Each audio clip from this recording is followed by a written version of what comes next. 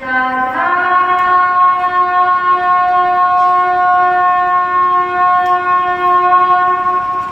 स्वामी राधा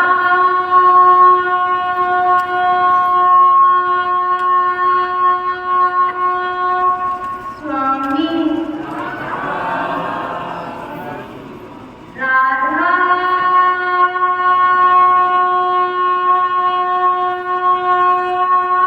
स्वामी राधा आत्मा स्वामी परमात्मा। राधा आत्मा को कहते हैं, स्वामी परमात्मा को कहते हैं। राधा और स्वामी दोनों नाम अलग नहीं, एक ही है और इस एक को हमें एक में मिलाना है। दोनों जब अलग ही नहीं है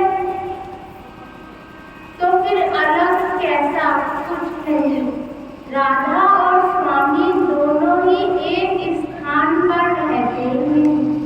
कहते हैं आत्मा और परमात्मा दोनों अलग नहीं।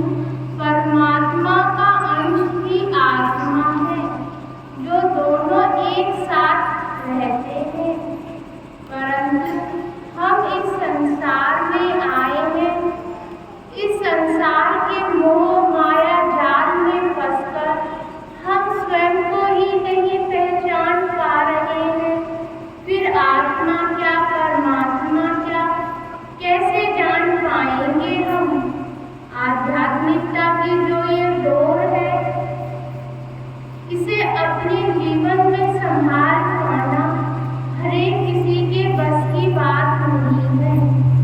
जानना, पहचानना, सुनना, कहना आसान है, परंतु अपने जीवन में उसको ढालना उतना ही कठिन है। आध्यात्मिकता सभी जानते हैं, परमात्मा के बारे में सभी जानते हैं, मगर जानने से कुछ हासिल ना होगा जब तक कि किसी चीज की खोज न की जाए। परमात्मा जो हमारे अंतःकरण में विराजमान है, उन्हें जानने के लिए, पहचानने के लिए पहले मनुष्य को स्वयं को जानना होगा, अपनी आत्मा को जानना होगा। जब वो स्वयं को पहचानेगा तभी वो आत्मा को जानेगा। शरीर तो मिट्टी का बना है, इन 5 तत्वों का बना है और इसी में मिल जाएगा। कौन सी वो अमर चीज है जो मरने के बाद भी नहीं मरती है? वो है हमारी आत्मा, जो एक शरीर छोड़कर के दूसरा शरीर धारण करती है। इसकी यात्रा बहुत लंबी है। जब से ये पृथ्वी, ये आकाश, ये चांद, सूरज, ये जब से ये ब्रह्मांड बना है, ये पृथ्वी बनी है, तभी से ये आत्मा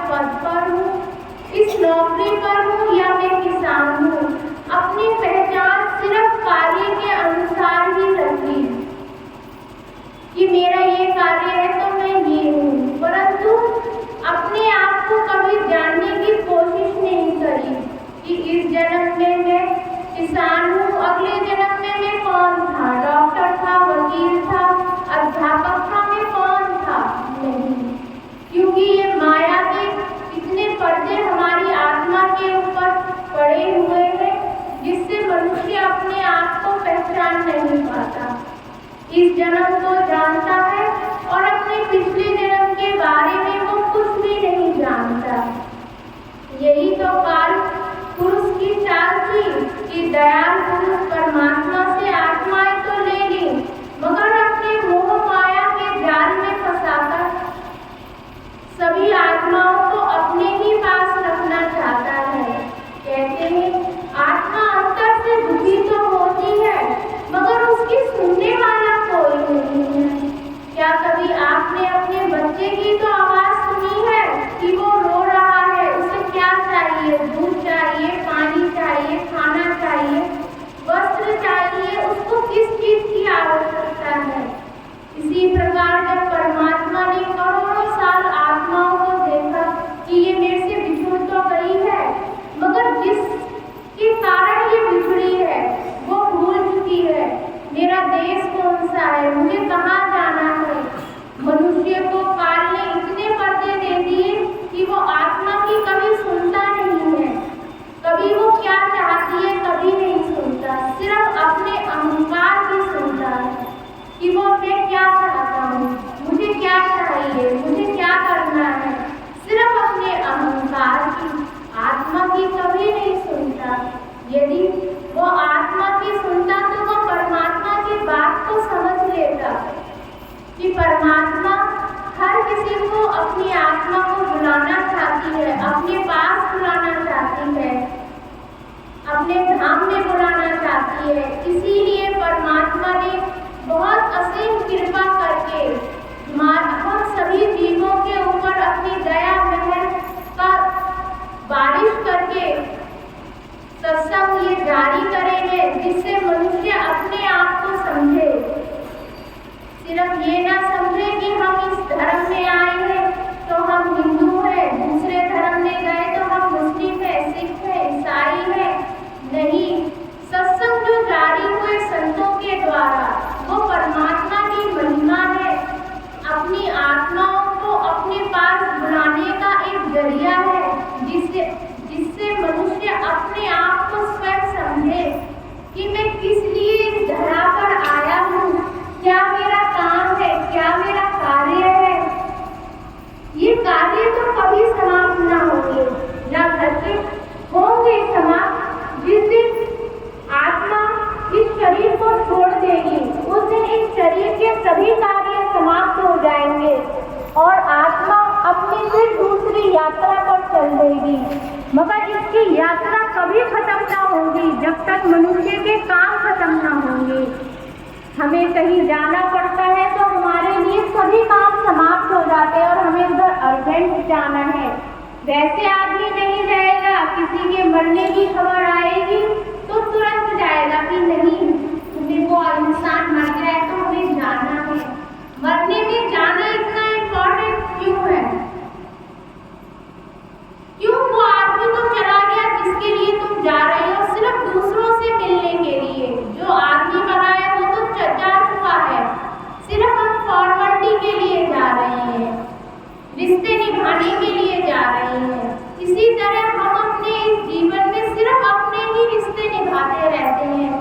जो हमारा रिश्ता परमात्मा ने हमारी आत्मा के साथ दिया है, उस रिश्ते को निभाने का हमारे पास समय ही नहीं है।